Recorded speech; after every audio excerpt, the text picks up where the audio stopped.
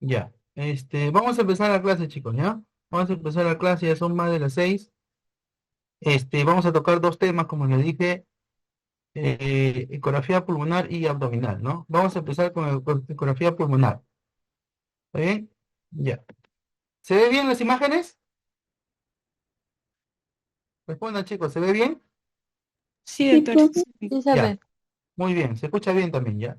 Entonces, ecografía, dentro de lo que son diagnósticos de imágenes, ecografía es una herramienta que nos va a ayudar a nosotros, como profesionales en general y como médicos en particular, a poder definir y a poder definir y no, como diagnóstico de ayuda en imágenes.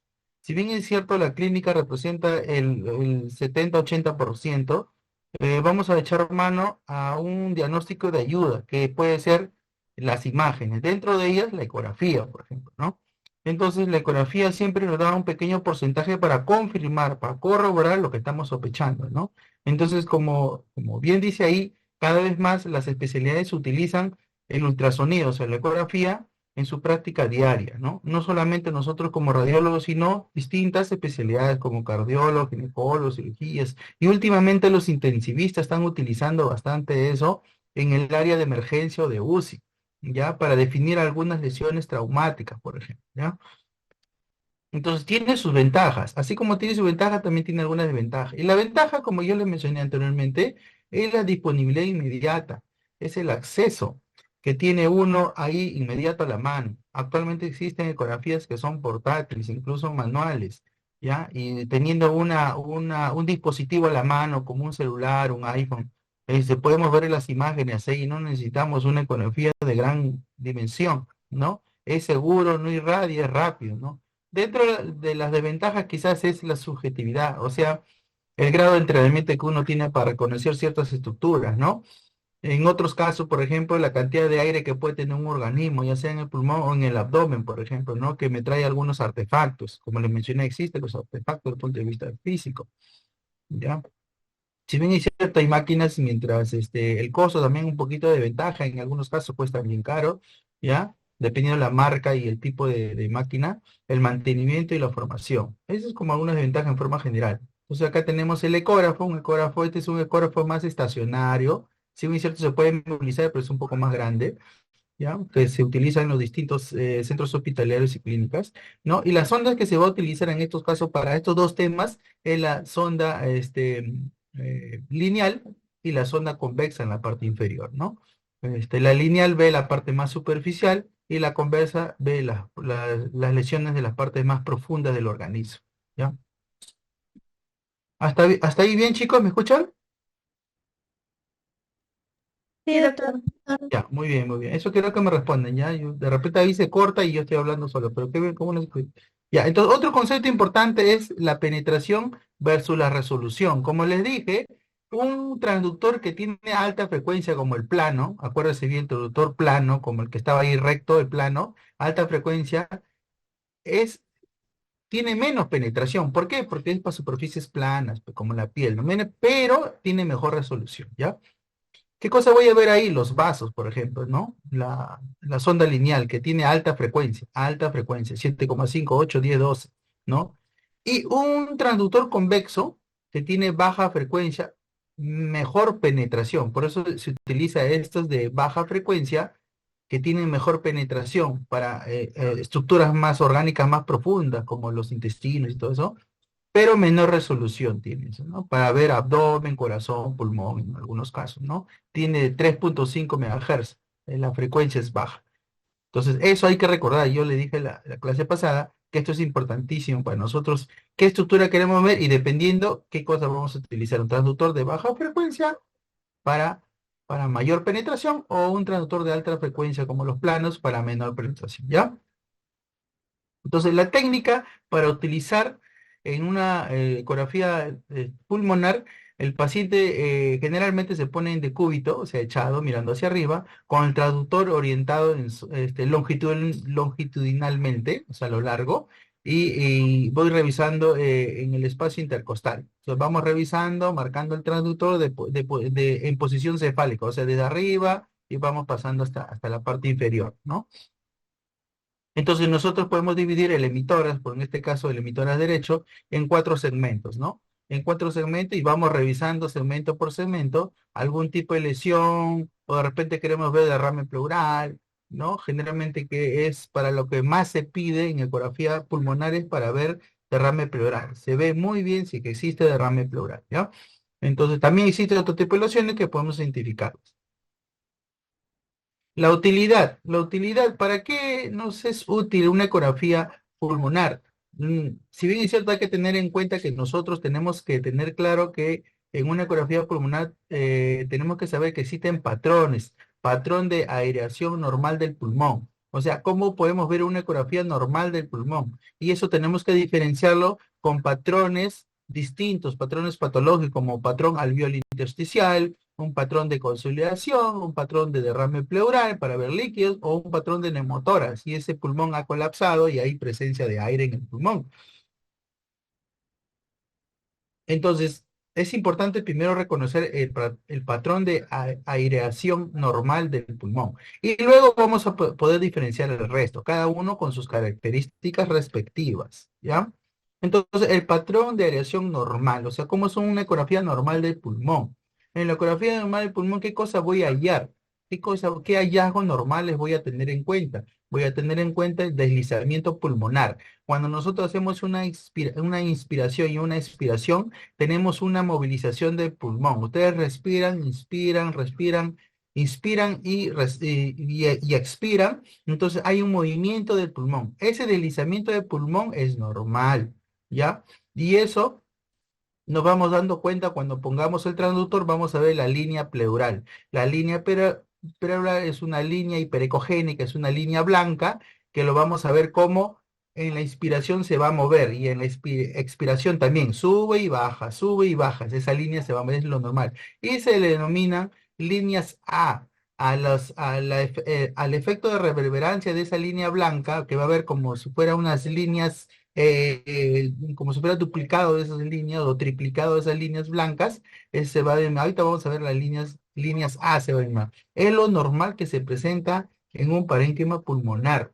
Entonces, como le dije, el deslizamiento pleural visceral contra la pleura parietal, porque dentro de la anatomía existe dos pleuras, la pleura visceral y la pleura parietal. Entonces, ese deslizamiento normal al inspirar y al expirar durante un ciclo respiratorio, entonces ese movimiento es normal en un pulmón. Y eso se va a perder cuando existe algún tipo de patología. Ya no se va a ver ese movimiento, ¿ya? Entonces, eso nosotros tenemos que en una ecografía darnos cuenta, ¿ya? Si hay movimiento de la pleura en una inspiración y expiración, va a ser normal. Si hay falta de ese movimiento, nosotros ya tenemos que sospechar en una patología, ¿ya? Así de claro. Entonces, la línea pleural va a estar por debajo a 0,5 centímetros de la línea costal. O sea, la línea costal. ¿Qué cosa es la línea costal? De las dos costillas, pues, ¿no? La línea de las costillas. Acá tenemos una ecografía donde podemos ver acá donde está indicando ambas flechas, son las estructuras intercostales, costilla pulmonar. Entonces ahí esto es hiperecogénico, las líneas hiperecogénicas, y debajo de esas líneas, de esa flecha donde está la parte costal, hay una sombra negra. Esa es una sombra acústica posterior, sombra acústica posterior. Cuando hay algo sólido, detrás de eso hay sombra negra, es por la costilla, ¿ya? Y entre la costilla y la otra costilla existe la línea pleural, la línea costal, ¿no? Perdón, la línea pleural. Y esa línea pleural, ¿ven la flecha, jóvenes? Que estoy el puntero de la flecha. Sí, se ve, doctor. Sí ven la flecha, ¿no? El puntero de la flechita. ¿Sí llegan a ver, no, jóvenes? Sí. Ya, en la punta de la flecha está la línea costal, esa línea blanca, como le dije, ¿no? Esa línea se ve porque acá arribita ya no hay costilla, ¿ves? Este es el espacio intercostal. Las flechitas blancas que están acá arriba, que estoy señalando con la flecha, es el hueso, es la costilla. Y el otro lado también la costilla. Entonces ahí no me va a dejar ver. Debajo de eso hay una sombra negra, es la sombra acústica posterior. Pero entre costilla y costilla sí. Y acá abajo está el pulmón. Y esa línea blanca, cuando se inspira, hace un efecto de varias líneas blancas abajo, ¿ven? ven cómo estoy moviendo la flecha, hay varias líneas blancas que se pueden distinguir quizás. Esas líneas son líneas A, las líneas A. Es una línea normal que se forma por un efecto de reverberancia, se llama eso, ¿ya? Entonces, eso es lo que presenta, esa es la línea, pero eso es lo que yo tengo que buscar en una ecografía normal de tórax, ¿ya? Las líneas A, las líneas pleurales, ¿ya? Acá tenemos, por ejemplo, ¿no? Ecografía normal de tórax, acá las costillas. Esas líneas con las costillas le llaman el signo del murciélago. ¿Qué cosa es el signo del murciélago? Las alitas del murciélago, que estoy señalando con la flecha, son las costillas, que son bien hiperecogénicas, blanquitas, ¿ya? Y la cabecita es la línea de la pleura, que está debajo ¿no? De esa línea. Y esa línea, hay varias líneas abajo, blancas, así, paralelas, baja, ¿no? Como si fuera un murciélago, ¿no? Entonces, primero lo que tenemos que hacer en una ecografía pulmonar, tenemos que reconocer las costillas, acá están, arribita, como las alitas, ¿eh? Hiperecogénicas, blancas, arribita, las alitas, ¿ya? Que generan sombra acústica posterior. ¿Qué cosa es? Debajo de esa costilla está negro, debajo de esa costilla está negro, ese se llama sombra acústica posterior, ¿ya? Y reconocí la línea pleural, donde está el puntito rojo, ahí está la línea pleural, ¿ve? Debajo de esas costillas, pero al medio, está la línea pleural, ¿ya? Por debajo. Y esas generan reverberancia, varias líneas pleurales por debajo, varias líneas, separadas que instantemente por espacios, ¿vale? Ya eso es a nivel del pulmón, ya, cada vez más profundo, más adentro del pulmón, ¿ya? Doctor, Entonces, una pregunta. esas son las líneas A, eso es normal en una ecografía de tórax, ¿ya, jóvenes? ¿Ya? Acá tenemos un ejemplo, mira, ve, tenemos esto que es de negro con sombra en la costilla. Y al otro lado, donde está marcando mi flecha, la otra costilla, ¿ve? Sombra acústica posterior. Y por debajo hay una línea, una flechita negra, donde está mi flecha, ahorita que estoy, es la línea pleural, ¿no? Y acá me da Doctor, distintas líneas, acá, distintas líneas, distintas líneas, distintas líneas. Líneas una A. pregunta. ¿Alguna pregunta, jóvenes? Sí, disculpe. ¿Usted había dicho que se llamaba línea costal? ¿Es lo mismo? ¿O es la línea pleural? Línea O, pleural, línea pleural. La línea costal es la línea que está por debajo de las costillas, pues, ¿no? O sea, ve la flechita acá que acá hay supuestamente una línea imaginaria, esta es la línea costal, pero debajo 5 centímetros es la línea pleural, ¿ve? Este blanco, ¿ve? allá. Pues se Gracias, dice doctor. por debajo de la línea costal, o sea, intercostal, pues, ¿no? Entre de la costilla y la otra costilla, imaginariamente hay una línea intercostal. Debajo de esos 5 medio centímetros está la línea pleural, ¿ya? ¿Está claro? Sí, doctor, gracias. Ya, muy bien, así pueden preguntar normal. Ya, entonces eso genera varias líneas A, ya a nivel ya pulmonar.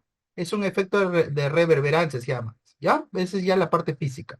Entonces, eso es normal en todo pulmón normal, ¿ya? Entonces, la línea A trae como, por ejemplo, estas líneas que veo acá, esta es la línea pleural, va a traer un efecto de reverberancia, varias líneas hacia abajo, varias líneas igualitos, paralelas hacia abajo, ¿no? Ese es el efecto de reverberación, se llama eso, ¿ya? Son líneas horizontales paralelas a la línea pleural, paralelas a la línea pleural. Acá abajo también vemos, ¿no? Paralelas a la línea pleural, donde está indicando mi flechita que estoy moviendo, paralelas, eso es normal, ¿ya? Entonces, las líneas A es normal, es un patrón normal.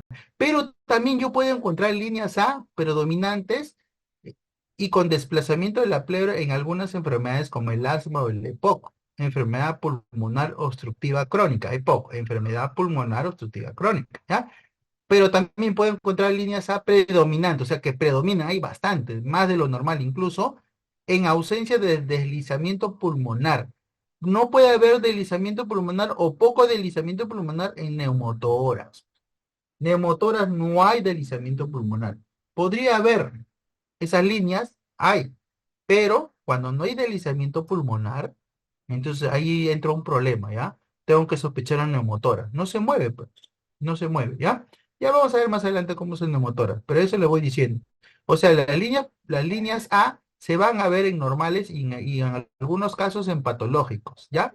Pero generalmente tiene que haber movimiento, deslizamiento pulmonar, cuando inspira y expira. Eso es lo normal. Cuando ya no hay, neumotora, por ejemplo, ¿ya? Neumotora, ¿ya? Acá tenemos clarito, ¿no? El signo del murciélago, bien clarito, las costillas. la otra costilla hiperecogénica con su sombra, y acá supuestamente el cuerpo, la cabeza, ¿no? Es la línea pleural, ¿ya? Acá tenemos las líneas pleurales, la reverberancia, ¿ve? ¿Ve cómo? ¿Ve? Si ven la flechita que estoy moviendo, ¿no? Sí, doctor. Respóndanme, por favor, ¿me están escuchando? Sí, ¿Aló? doctor. Sí, doctor, sí se ve. Ya, entonces acá está la línea, ¿ve? En la flechita está la línea, las líneas pleurales, ¿ya? O sea, son las reverberancias de la línea pleural, ¿ya? Entonces, eso es lo que yo voy a identificar, ¿ya? Como normal en una ecografía. Entonces, cuando yo hago la ecografía, lo que voy a hacer, acá voy a ver, ¿no? Las costillas acá a los lados, donde están las flechas rojas, hacia abajo, están las intercostales, las costillas, la línea pleural, y por debajo el parénquima pulmonar. Entonces, yo hago un artificio de la botonería y le pongo en modo M, se llama modo M, de la botonería, y se va a ver como puntos en arena, le llaman así, ¿ya? O como granos de arena, o como la playa. ¿Ya? Como estructuras de la playa. Cuando ustedes han ido a la playa han visto la arena, ¿no? Así con bastante puntitos así. Así se ve con el pulmón, o sea, en modo M. O sea, en modo M, ¿qué cosa es, doctor? Cuando uno configura con la botonería en el ecógrafo. Ahí dice, modo M pone y se va a ver como puntitos así, como la arena de playa, así. Eso es normal. Eso quiere decir que hay parénquima pulmonar, y todo ese puntito, ¿ves? Arriba estas líneas horizontales, así es el aire, ¿ya? Lo que está arriba, ¿ven la flechita que estoy poniendo? Es de líneas horizontales, bastante líneas así, horizontales, aire. Debajo de la línea acá, para abajo, parénquima pulmonar, que se ve como la arena de playa, ¿ya? Eso es lo que se va a identificar, eso es lo normal, lo que se tiene que ver, ¿ya? Acá también, mira, ¿ve? Arena de playa, y acá líneas, bastante líneas horizontales, que contenido aéreo, aire nada más, ¿ya? Y esto es parénquima ya pulmonar. Es lo que se ve en una estructura normal. El signo de de la playa también le llaman, así como puntos de arena, o sea, puntitos de arena, así. ¿Ya? ¿Está bien, chicos? ¿Me escuchan? Sí, doctor. Respondan, por favor. Ya, muy Doctor, bien. Entonces vamos a ver eso. Entonces vamos a lo patológico, ¿ya? Lo patológico es patrón alveolo intersticial. Patrón alveolo intersticial. Alveolo intersticio, una combinación del patrón de los dos. Ahí donde yo voy a encontrar las líneas B, características de las líneas B. Ahora son líneas ya distintas ya. ¿Cómo definimos la línea? Artificio de cola de cometa. Ven acá en el dibujo, está mi flecha, una sombra. Si bien es cierto, el origen es pleural, bien definido, hiperecogénico, o sea, blanco, ya a lo largo hasta el final del pulmón, como una sombra blanca. ¿Ya? Como una sombra blanca. Ese se le llama líneas B. Y cuando existe eso, va a borrar las líneas A, cualquier artefacto de la línea A. Se va a mover con el movimiento del corazón mayor de 10 centímetros de profundidad, mayor a 10 centímetros de profundidad. Esas son las líneas características en caso de un síndrome alveolo intersticial. Ya, líneas B, clarito, miren acá, la línea pleural y debajo ya no está, ya no se ve las líneas A, ¿eh? Las líneas A ya no se ven. Ahora más bien son como unas líneas verticales, varias, como rayos de sol, ¿ve?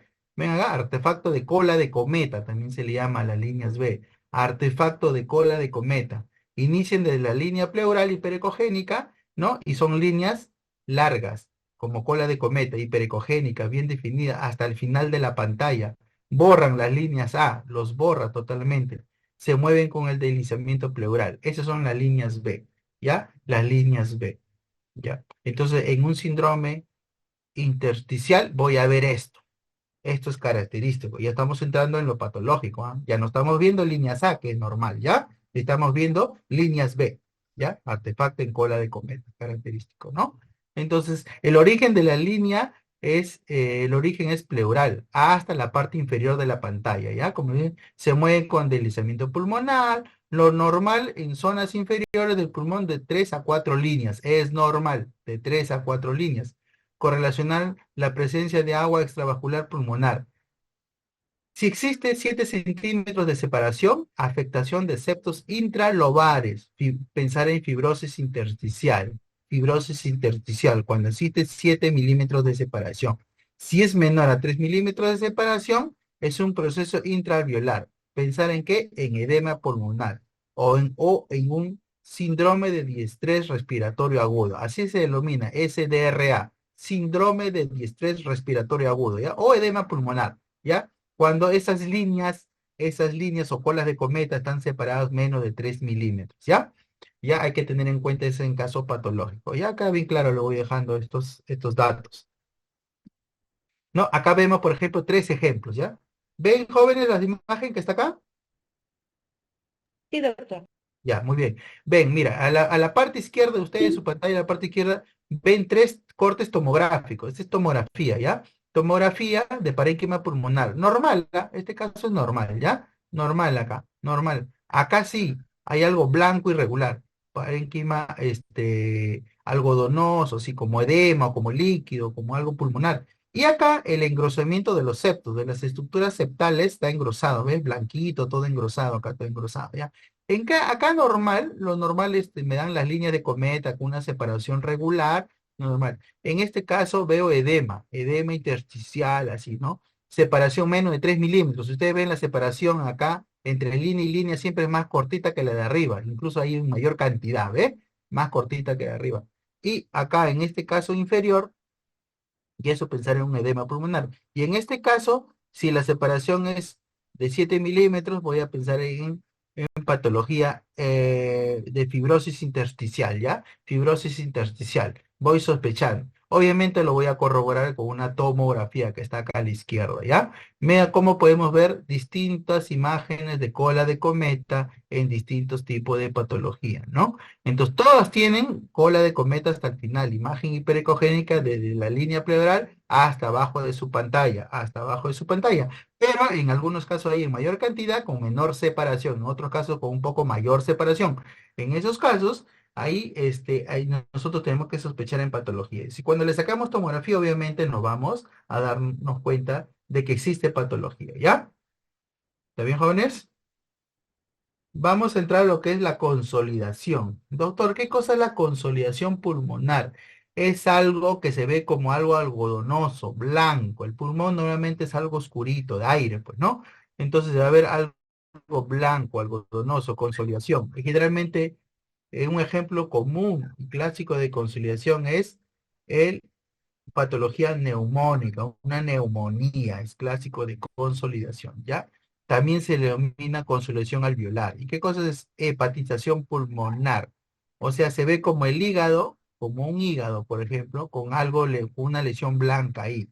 Pensar en neumonía, pensar en atelectasia, por ejemplo, ¿ya? ¿Cómo se va a ver? Se va a ver así, jóvenes. Mira, acá ven, la consolidación. Ahí está la flecha grande, ¿ves? La flecha grande, viendo imágenes así como algodonosas, blancas ahí, como heterogéneas, blancas como algodones, ¿ves?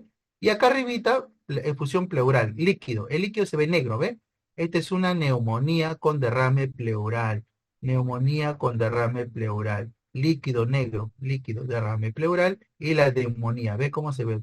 ¿Cómo se ve Porque el parénquima pulmonar es como el hígado, es como el hígado. Liver, acá ve en inglés, ¿no? Liver, hígado, acá, donde está mi flecha. Así debería verse el parénquima pulmonar. Pero acá, este es hígado, ¿ya? Pero así debería verse acá, a este lado, donde está la flecha, donde dice consolidación. Pero se ve como algodonoso, blanco, todo heterogéneo, así. Eso es una patología de consolidación asociada a un derrame pleural, ¿ya? Acá, por ejemplo, ¿ven? ¿Ven acá? Acá, por ejemplo, ¿ven? Este es el hígado, liver, como una L, liver, y este es el diafragma, esta línea blanca que ven acá que le está dividiendo, y este es el pulmón, jóvenes. Este es el pulmón, ¿ya? Y se ve imágenes blancas acá como algodón, a diferencia de acá más arriba, el pulmón un poquito más sano. Donde está mi flecha moviéndose, el pulmón está un poquito más sano. Acá está blanco, blanco como algodón. Hay un problema de neumonía acá, ¿ya? Un problema de neumonía, ¿ya? ¿Sí ven, jóvenes, no? La flechita que estoy moviendo. Sí, doctor. Muy bien. Ya, así van a reconocer, ya, así van a reconocer. Vamos a ver acá, vamos a ver acá, acá, estas dos imágenes. En la derecha, donde estamos viendo mi flecha, acá vamos a ver el hígado, ¿ya? El diafragma, la línea blanca, el diafragma, y ahí viene el pulmón, ahí viene el pulmón. Estamos revisando en la base de una persona, en la base. en la base lateral, la mitad del medio, lateralmente, pero en su base, estamos revisando, el transductor está puesto ahí. Y esto, donde está mi flecha, vemos el parénquima pulmonar, casi normal, normal podría ser, ¿ves? Se parece al hígado, ¿ves? Ven acá donde está mi flecha, es el hígado. Mira cómo está el pulmón acá, parecido al hígado, ¿ve? Eso es normal, ¿ya? Pero si me voy al otro lado, al lado izquierdo de la imagen, acá está el hígado y el pulmón hay cosas blancas, bastante cosas blancas algodonosas ahí, como líneas blancas, algodonosas, heterogéneas, pero blancas, más blanca que igual que el hígado. Esas cosas es consolidación, consolidación, una patología, una neumonía basal de la base, ¿ya? De la base derecha. El hígado está en el lado derecho, ¿ya? Entonces, eso es neumonía basal derecha, ¿ya? Eso es consolidación. Cuando yo vea así, ponga mi traductor así, y no lo veo como el hígado, así homogéneo, así, y veo cosas blancas ahí, lo voy a sospechar una neumonía, ¿ya? O una neumonía, o una patología tumoral también podría ser, ¿ya? O un derrame, un hematoma pulmonar, por ejemplo, también podría ser, ¿ya? Cosas que son un poco consolidativas, densas, espesas, ¿ya? Acá tenemos un ejemplo de un parénquima pulmonar disminuido, colapsado con líquido, derrame pleural probablemente con un problema patológico, una neumonía disminuida de tamaño. ¿Ya? Acá tenemos, por ejemplo, una parénquima pulmonar heterogéneo, ¿no? Heterogéneo, ¿no? Seguramente interiormente con algunos vasos que se pueden verse, este, y heterogéneo, un problema parenquimal, ¿no? Vamos a ir, jóvenes, con el derrame pleural, el líquido pleural. Lo que más se utiliza en ecografía en general, si ponemos ahí, ¿qué patología, doctor? La pregunta viene de Maduro, ¿no? ¿Qué patología es lo que mandan casi siempre en el hospital, en la clínica, en cualquier lado para revisar? No vienen básicamente para revisar. Si bien es cierto, se puede identificar alguna cosa, neumonía, fibrosis, así, sí, pero lo que más se pide, el 95%, yo diría hasta 98%, es el líquido pleural, si tiene o no líquido pleural. Y eso lo piden generalmente cuando primero le sacan una placa de tórax, le sacan una placa de tórax, le mandan una radiografía de tórax y se ve una mancha blanca en la parte basal generalmente. En la parte inferior de los pulmones se ve una mancha blanca y obturando el seno costodiafragmático en la parte de la esquina, se obtura, o sea, quiere decir que hay una mancha blanquita ahí. Entonces, cuando yo veo la placa así blanco en una esquina, entonces estoy sospechando que probablemente sea líquido, ¿ya? Entonces mandan la ecografía. ¿Para qué? No solamente para corroborar lo que están viendo, sino también para cuantificar el volumen. Porque si es una mancha blanca grande, estoy pensando en gran cantidad de líquido. Y a veces, muchas veces viene el paciente con insuficiencia respiratoria, jadeando, así que le falta el aire, ¿no? Entonces, si es bastante líquido, se le pide marcaje. ¿Qué cosa es marcaje? Poner una marquita para que después el neumólogo o el médico le haga una toracocentesis. ¿Qué cosa es eso? Le meten una aguja ya y le sacan el líquido del pulmón. Pero cuantifica por ecografía qué cantidad hay de líquido. Por la placa de rayos X no se puede cuantificar, se puede ver la mancha blanquita, nada más, sospechando el líquido. Le mandan a la ecografía y la ecografía sí puede corroborar que es líquido y le dice qué cantidad, 200, 300, 400, medio litro, un litro. Entonces le dice, entonces cuando uno mete la toracentesis, o sea, hace la toracentesis, procede a inyectar la aguja, entonces ya le dijeron que no es líquido, entonces la idea es retirar ¿cuánto? Un líquido. Ese es cuantificar por la ecografía. Por eso es que mandan generalmente 90, 95, 98% de las ecografías para ver derrame pleural. ¿Ya? Lo más importante es eso. ¿Me escucharon, jóvenes? Sí, doctor. Ya, muy Sí, bien. doctor. Entonces vayamos derrame pleural. ¿Dónde voy a ver? ¿Ves? Acá siempre se mira así, así, a la parte costal, costal externa, a la altura de más o menos del diafragma, más o menos, ¿ya? La altura del diafragma, ¿ya? Entonces, ahí donde se revisa. Generalmente, cuando en decúbito dorsal se pone el paciente y ahí donde el líquido se sienta más, ¿ya?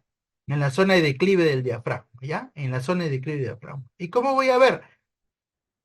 El pulmón, si encuentro líquido, voy a ver una cantidad de líquido, el pulmón puede estar flotando y permite encontrar dos derrames muy pequeños para los rayos X. Incluso en los rayos X se puede ver una manchita blanca pequeña. Entonces, con la ecografía yo puedo identificarlo, ¿ya? Yo puedo identificar. Mira, acá hay un esquema, mira, bien bonito, un esquema bien bonito donde veo el hígado y ya no veo pulmón. ¿Ve? Acá, ¿se acuerdan que en el anterior, cuando veía yo una consolidación, el pulmón blanco, ya no veo pulmón? ¿Ves? Ya se llenó de líquido, efusión pleural, líquido pleural, ya es un derrame pleural derecho. ¿Ya? Este es el líquido. Este es el diafragma, ¿ve? El hígado y el diafragma, la línea blanca, ¿ve? Y el líquido, todo negro, efusión pleural derecha. Ese es un esquema típico una ecografía pulmonar. Entonces, lo voy a revisar siempre al costado y abajo, a nivel del diafragma, ¿ya? Ahí donde voy a revisar el líquido generalmente. Y ahí veo, ¿ve? El hígado, el pulmón, acá vemos pulmón como una media luna y líquido, ¿ve? El pulmón flotando, ¿ve? Con líquido ahí, ¿ya? Acá está, ¿ve? Todo lo que está de rojito, el anterior, ¿ve? Está de negro, ahora lo sombramos de rojito y está. ¿Ve? El diafragma acá, el hígado acá, parte del pulmón acá, ¿vieron? Lung, en inglés, pulmón, pulmón, y fluido pleural, líquido pleural en rojo, ¿ve? Todo líquido, derrame pleural derecho, ¿ya? En la zona basal derecha, ¿ya? Así es, joven, así. Acá vemos igual, ¿ya? Pero acá vemos al otro lado, ya no al lado del hígado, sino al lado izquierdo. ¿Quién está en el lado izquierdo? ¿Qué órgano grande está? Spleen. ¿Qué órgano es, jóvenes? Paso. El vaso, correcto, el vaso. Mira, ve, el vaso, parece el pulmón un poquito el color, ¿ya? El vaso, el diafragma acá del vaso, el lado izquierdo, efusión pleural, lo que está de negro, ¿ve? Donde está la flechita, efusión pleural, ¿ya? Y acá, más acá, el pulmón, parénquima pulmonar, ¿ya? Entonces, en ambos lados hay que revisar. Por eso, generalmente lo que se pide es una placa y no puede decir ahí manchitas blancas. Ahí en la base, ¿no? Imágenes blancas, sospecho de líquido pleural. Entonces, con la ecografía yo puedo cuantificar qué cantidad de líquido hay, ¿no? Entonces, si hay una cierta cantidad de líquido es abundante y el paciente tiene mucha dificultad respiratoria, proceden a hacer la toracocentesis, o sea, con una aguja retirar el líquido, ¿ya? Y para eso nos ayuda la ecografía. Eso es importantísimo en la ecografía, ¿ya? Acá vemos otra imagen del hígado acá, en el lado de la imagen, lado derecho, y el líquido pleural, ¿ve? Y el pulmón acá, como una puntita, como un triangulito, ¿ves? Saliendo acá, como un triangulito, un cachito, como una lengüita se ve el pulmón, ¿ya? Y el líquido ahí, líquido pleural, función pleural. Lo mismo acá abajo, ¿ves? Pulmón acá, un pedacito como un triángulo, y líquido, ¿ves? Debajo del hígado, ¿ya? Entonces, nosotros podemos así divisar, cuantificar y observar el líquido pleural, ¿ya? El líquido pleural. Acá también otro ejemplo, ¿no? Acá vemos el pulmón, mira, ¿ve? Como una estrella, el pulmón, líquido pleural y el hígado a este lado, ¿ve? Derrame pleural derecho. Pero también no solamente es líquido puro, también existe derrame paraneumónico, o sea, por una neumonía, por eso se llama derrame paraneumónico. ¿Qué pasa? Que existe engrosamiento pleural, producto de la bacteria, de la neumonía por la bacteria, genera engrosamiento pleural, ¿no? Engrosamiento pleural, así como una maraña, como una tela, una maraña así, todo heterogéneo, se engruesa, se pone, se consolida entre líquido y estructuras proteináceas van a formar toda esta maraña de imágenes hiperecoicas, que es una mezcla de proceso piógeno de infección con líquido. Incluso acá puede estar incluso absceso pulmonar, por ejemplo, ¿no? Combinado con absceso pulmonar ya algo denso, ¿no? Ese es típico derrame paraneumónico a nivel del parénquima pulmonar. No es líquido puro, ¿ve? Ahí, acá esta parte de líquido, pero tabicado, con estructuras fibrosas. Esto es típico de derrame paraneumónico. Y el líquido cada vez más denso, ya no tan negrito, sino acá cada vez más denso, y quiere decir que es absceso paraneumónico, una infección por una neumonía, ¿ya? Neumonía basal. Acá tenemos, por ejemplo, igualito, parénquima pulmonar, líquido, el hígado, ¿no? Y cómo eso se va moviendo en la inspiración. Se mueve en la inspiración, va a haber movimiento de esta parte, de esta lengüita que es el pulmón. Cuando uno inspira, expira, se mueve, hay movimiento. ¿Por qué? Hay movimiento, ahí hay líquido, pues, ¿no? El pulmón se va moviendo, ¿no? Acá bastante líquido pleural, ¿no? Un derrame pleural un poco más grande, un poco más masivo, ¿ya? Acá también un derrame pleural, una efusión pleural exudativa, exudativa. Exudativa, ¿por qué? Porque hay contenido exudado, exudado proteínáceo, exudado, porque es un derrame pleural neumónico o paraneumónico. O sea, no es derrame pleural líquido solo, es un derrame pleural producto de un proceso infeccioso, bacteriano generalmente. Entonces ahí hay exudado, ¿ya? Exudado. O sea, hay células poliformes, ¿no? Estructuras celulares ahí, ¿no? Y bacterianas también. Por eso se ve un poco más o menos denso, heterogéneo, ¿no? Ya no es tan negrito ya. Cuando es bien negrito, el líquido puro. Cuando ya es así, denso, con algunas cositas, con algunos puntos ecogénicos ahí, entonces es exudativo, producto de un proceso infeccioso pulmonar, ¿ya? Que genera de líquido derrame, ¿ya? Ya, jóvenes, vamos a entrar en lo que es el neumotórax, ¿ya? Neumotórax, o sea, aire en la estructura pulmonar, ¿ya? Aire en la estructura pulmonar. Generalmente neumotórax por efecto traumático, siempre por efecto traumático, ¿ya? Casi el 99.9%, ¿ya? Entonces, se puede identificar rápidamente con la sonda y la frecuencia de alta frecuencia generalmente se utiliza, o también en algunos casos de baja frecuencia para ver partes curvilíneas. La posición es anterior generalmente al nivel del tercer o cuarto espacio intercostal. Generalmente ahí se pone a revisar y en forma longitudinal y cefálica, desde arriba hasta un poquito para abajo, desde arriba hasta abajo. Así se va revisando con transductor, generalmente se inicia con transductor plano, ¿ya? Lineal. Entonces, si existe deslizamiento pulmonar, o sea, si el pulmón, si hay movimiento del pulmón, de la línea pleural, o sea, del pulmón, entonces se excluye 100% neumotórax, no hay. Cuando no hay deslizamiento pulmonar, yo voy a sospechar en primer caso de neumotórax, pero también existe cuando no existe deslizamiento pulmonar, también voy a pensar en otras patologías, ¿ya? En apnea, en adhesión pulmonar, en intubación selectiva, en atelectasia. O sea, no es patoneumónico, no es la causa única que no haya deslizamiento pulmonar el neumotórax, sino también existe otras. Pero primero voy a sospechar el neumotórax, ¿ya? Primero voy a sospechar el neumotórax. Si es que existe deslizamiento pulmonar, entonces el neumotórax sí está descartado 100%, ¿ya? Si hay deslizamiento pulmonar, ya no sospecho el neumotórax. Pero si no hay deslizamiento pulmonar, podría sospechar el neumotórax. Pero también en otras cosas, ¿ya? En otras cosas como le mencioné. Entonces, el pulmón normal, como le dije así, ¿no? El signo de murciélago, las líneas A, se ve las líneas A. Y debajo de las líneas A, la reverberancia es el signo de arena, ¿ven? ¿Ven acá? Esta es la parte superior, que son unas líneas horizontales delgadas, así como fibras. Ya, eso es normal, ese es el aire, ¿ya? Y debajo, el signo de arena, puntitos de arena, como arena de mar, ¿ya? En la playa, signo de la playa también se le llama, ¿ya? Puntitos. Ese es lo normal, ese es el parénquima pulmonar, o sea, quiere decir que hay parénquima.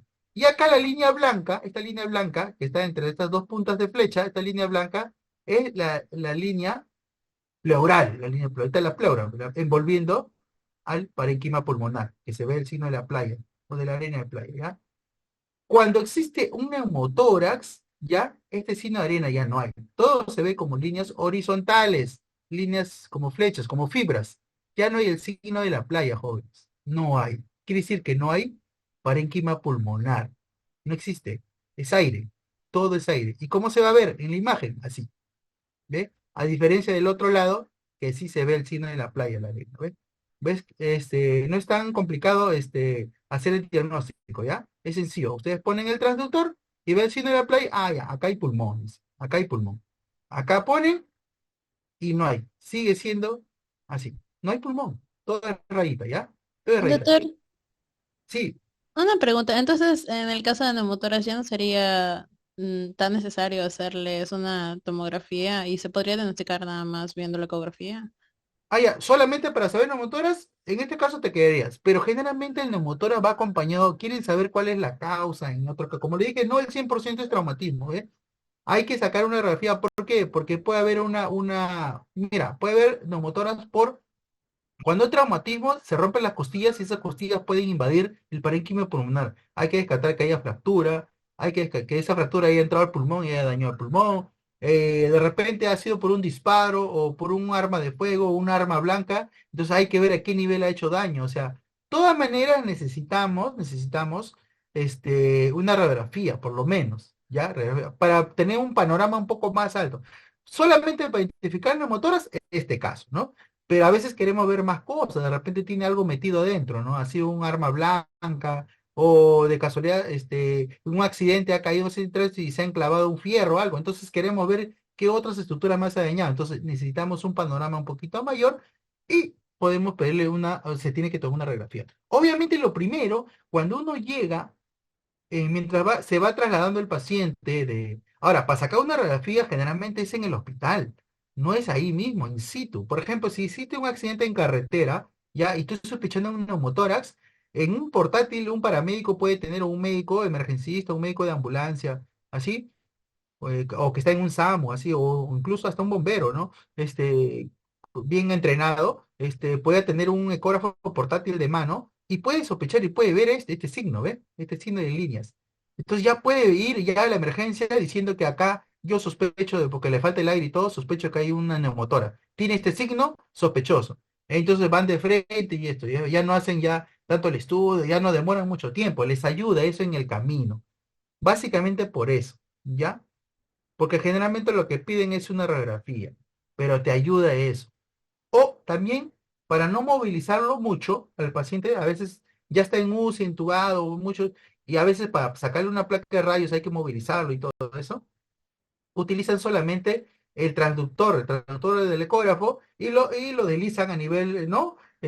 Torácico anterior o costal, y ven este signo de las líneas. Y este signo de las líneas horizontales es sinónimo de neumotórax. O sea, para corroborar, a ver, ya no movilizarla tanto con la máquina, ¿no? Con el rayos X, porque el rayos X hay que moverlo, hay que movilizarlo y mucho.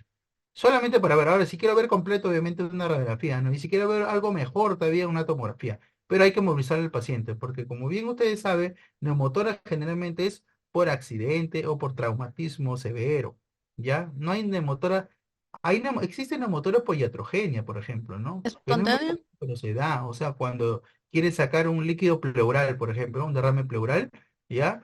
Y de repente le dan al pulmón, no le dan exactamente al líquido. Y de repente están metiendo la aguja para descartar el líquido, sacar el líquido, y agarró el pulmón, hacen neumotora. ¿Ves? Existe en algunos casos, puede darse iatrogenia, ¿ya? Pero lo más común es eso. Ya, Y muchas gracias, doctor. ya. Entonces tenemos el pulmón, por ejemplo, o sea, acá tenemos, mira, acá tenemos el lado izquierdo, ¿ven dónde está mi flechita? Se está moviendo. Esta es una tomografía, ¿ya? Esta en primera imagen, ¿ya? Acá tenemos el pulmón completo, ¿ve? El pulmón corto, pero acá tenemos el pulmón, la mitad nomás, y la mitad negro, negro, es aire, ¿ve? ¿Cómo se da cuenta que en la tomografía se ve clarito? En la tomografía se ve clarito. Y acá tenemos el signo, las líneas B, ¿ya? Y las líneas B se pueden ver de repente en el parénquima sano, en el parénquima sano. Pero si yo pongo mi transductor a este lado donde está negro, oscuro, donde está la tomografía ahí, voy a ver, acá está, mira, la mitad es signo de la playa, arena, pulmón normal. Y la otra mitad, líneas, líneas, líneas, aire. O sea, estoy viendo a este nivel, ¿ve? A este nivel. La mitad, pulmón normal. Y la mitad, aire, aire, neumotora, jóvenes, neumotora, ¿ve? Todo negrito. ¿Ya? Acá está, ¿ve? Ven acá como este tercer dibujo que está acá, este tercer cuadro, al lado derecho, ¿ve? Signo de la playa, pulmón normal. Rayas, rayas, líneas, líneas horizontales, como al inicio neumotoras, ¿ya? Neumotoras con pulmón normal. ¿Ves? Acá está, la mitad y la mitad, ¿ya? Este es un ejemplo clarito, clarito, jóvenes, ¿ya? En modo M se ve eso. Modo M se llama este sistema de la playa, el signo de la playa y de la arena, ¿ya? Modo M, ¿ya? ¿Está bien, jóvenes? Sí, doctor. ¿Y el modo B cuál era? ¿Perdón? Perdóname. El modo B. El modo B es el modo, como le dije, el modo B es la forma de ver. En ecografía esto, el signo de la playa, las líneas horizontales, eso. Ese es en la botonería. En el botón del ecógrafo se puede ver modo B, modo M. El modo B es el modo normal que se ve en la ecografía, el modo B. Este es el modo M, el que estamos viendo el signo de la playa, ¿ya? Es el botón. Tú uno le puede poner cambiar eh, el software, o sea, la pantalla, la forma como verlo, nada más. Pones el botón, ahí hay un botoncito, dice modo M. Pones el botón y pones tu traductor y voy a ver el signo de la playa. Cuando es pulmón, normal, el signo de la playa de la arena, ¿ya? Si pongo modo B, voy a ver así. Modo B. Este es modo B, jóvenes. En la imagen que está acá en el medio, el cuadrado que está en el medio, es modo B. Generalmente todo vemos en modo B. Para ver pulmón, modo M. O sea, yo también puedo ver pulmón en modo B, así como acá, en modo B. Pero, si quiero ver estos signos de la playa, ¿no? Las líneas así, le tengo que poner en modo M, ¿ya? ¿Ya, jóvenes? Nada más, ese es un cambio de botonería, nada más, ¿ya? Ya, gracias, doctor. Entonces, el modo M, como dice acá, es un signo de punto pulmonar, signo muy específico de neumotoras, es el modo, o sea, ese que existe en la pantalla, en la botonería ahí se le pone, para ver estas cositas del signo de la arena, por el signo de la playa, ¿ya? Nada más es para eso. Lo normal en la ecografía, así vemos hígado, pierna, ¿cómo se llama? El vaso, lo que sea, siempre se hace en modo B. Ese es lo normal, el 99.9% se hace eso. Pero en neumotora se utiliza en modo M, ¿ya? En neumotora se utiliza en modo M, es un modo M. Y algunas otras cositas, pero generalmente se utiliza para eso, el modo M. Que no es muy utilizado, solamente para esto nomás. ¿Ya, ya, jóvenes? Hasta aquí, ¿alguna pregunta, jóvenes, antes de entrar de la ecografía abdominal?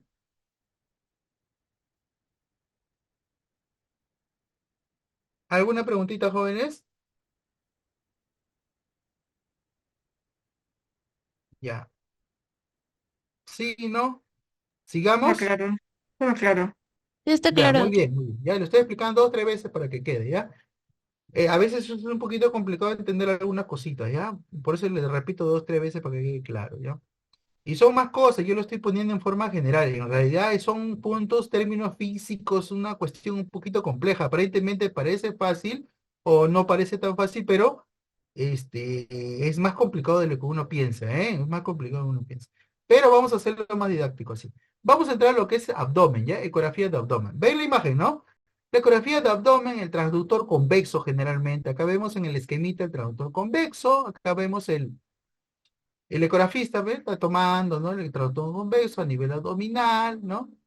Y podemos ver en la pantalla del ecógrafo la imagen, ¿no? Entonces, generalmente en una ecografía abdominal, siempre, siempre, jóvenes, tiene que estar el paciente en ayunas, ¿ya? Es la única ecografía que se pide que tiene que estar en ayunas, por lo menos 6 a 8 horas en ayunas, para poder visualizar mejor. ¿Por qué en ayunas, doctor? ¿Por qué no? Si solamente he tomado y comido algo suavecito, mi desayuno es un juguito, nada más. ¿Por qué? ¿Qué pasa si al comer al digerir algo y al tener todo ese proceso de la digestión, comienzan a secretarse un sinnúmero de enzimas, no solamente enzimas gastrointestinales pancreáticas, cuando uno toma un desayuno y si el desayuno de repente es medianamente contundente, ya comienza a secretar, se comienza a